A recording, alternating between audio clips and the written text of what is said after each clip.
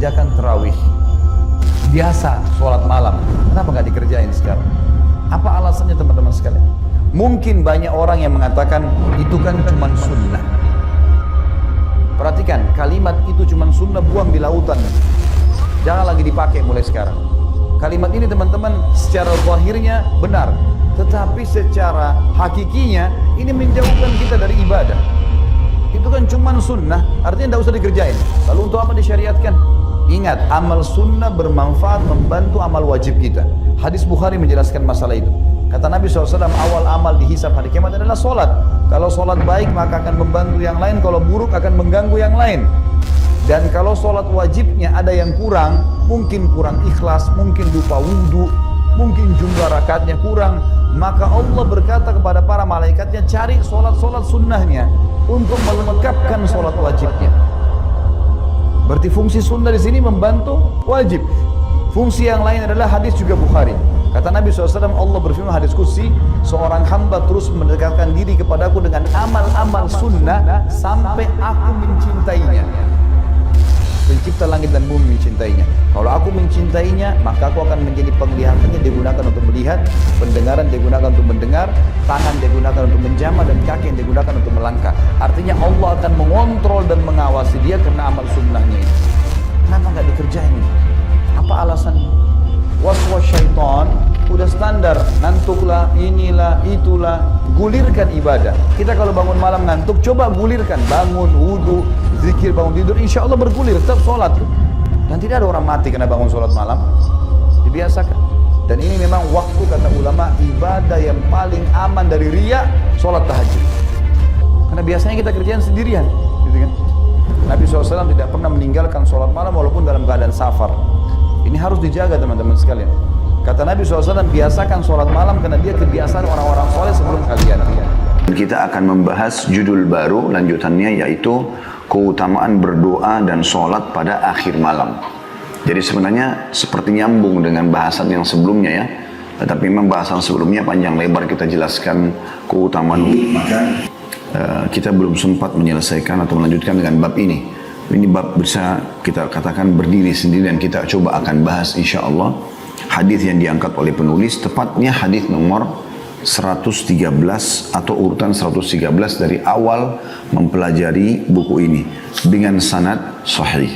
Bunyinya dari Abu Hurairah radhiyallahu anhu bahwa Rasulullah sallallahu alaihi wasallam bersabda, "Yanzilu Rabbuna tabaraka wa ta'ala kulla lailatin ila as-sama'id dunya hina yabqa thuluthul lailil akhir. Yaqul man yad'uni fa astajib lah, man yas'aluni fa u'tiyah, wa man yastaghfiruni fa aghfir lah." Rabb kita yang maha suci lagi maha tinggi turun pada setiap malam ke langit dunia ketika tersisa sepertiga malam terakhir, seraya berfirman, siapa yang berdoa kepadaku maka aku akan mengabulkannya, siapa yang memohon kepadaku maka aku akan memenuhinya, dan siapa yang memohon ampunan taubat kepadaku maka aku akan mengampuni. Diriwayatkan oleh Bukhari, Muslim, Abu Dawud, Tirmidzi, Ibnu Majah dan juga An-Nasai. Seperti biasa teman-teman sekalian, kita akan bedah hadis ini insyaallah menjadi atau mengambil darinya beberapa manfaat. Yang pertama, potongan hadis ini yang Nabi SAW mengatakan, yanzilu Rabbuna tabaraka wa ta'ala. Dimaksud dengan turunnya Tuhan kami atau Tuhan kita yang maha berkah dan maha tinggi. Kalimat Nabi SAW yanzilu mengisbatkan atau menetapkan sifat turunnya Allah. Kalau Allah subhanahu wa ta'ala benar-benar dengan kemahasempurnaannya ya, turun. Dan kita sudah tahu turun itu berarti dari atas ke bawah. Jadi ini menetapkan ada perbuatan Allah subhanahu wa ta'ala yang Allah lebih mengetahui seperti apanya, karena tugas kita mengimaninya. Dan tidak boleh kita mengalihkan maknanya, mengatakan bukan Allah yang turun tapi rahmatnya misalnya. Karena Nabi SAW memastikan dengan bahasa yang jelas, yanzilu Rabbuna tabaraka wa ta'ala. Berarti Tuhan kita turun, ya, yang maha tinggi dan maha berkah. Jadi ini bahasa turun ini adalah menandakan Allah Subhanahu wa ta'ala, zat yang maha mulia, mendatangi kita. Ya, mirip dengan hadis yang sebelumnya sudah kita jelaskan, bagaimana Nabi SAW mengatakan, telah datang kepadaku Tuhanku. Maksudnya tentu Allah Subhanahu wa ta'ala, ya, yang menyambut, ya, hamba-hambanya dengan memberikan peluang mereka agar bisa, ya, memohon kepadanya. Kemudian potongan yang kedua, kulla lailatin, setiap malam. Ya. Kalimat kulla laila berarti tidak tertinggal satu malam pun dari malam-malam dunia kecuali Allah Subhanahu wa ta'ala turun ke langit bumi.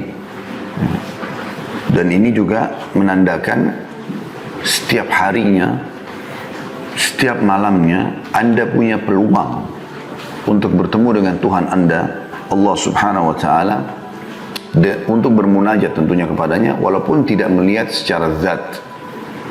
Dan Allah Subhanahu wa ta'ala memang tidak terlihat oleh makhluknya di dunia, tapi akan terlihat di akhirat nanti. Ya, karena Allah maha besar, maha kuasa.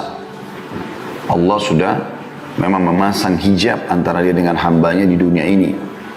Sebagaimana pernah ditanyakan kepada Nabi SAW oleh Aisyah radhiyallahu anha, hal tara rabbak, apakah anda melihat Tuhan anda pada saat sedang mi'raj ke langit? Maka jawaban Nabi SAW, Allahu nurun ala nur anna arah. Allah itu cahaya di atas cahaya, bagaimana aku bisa melihatnya?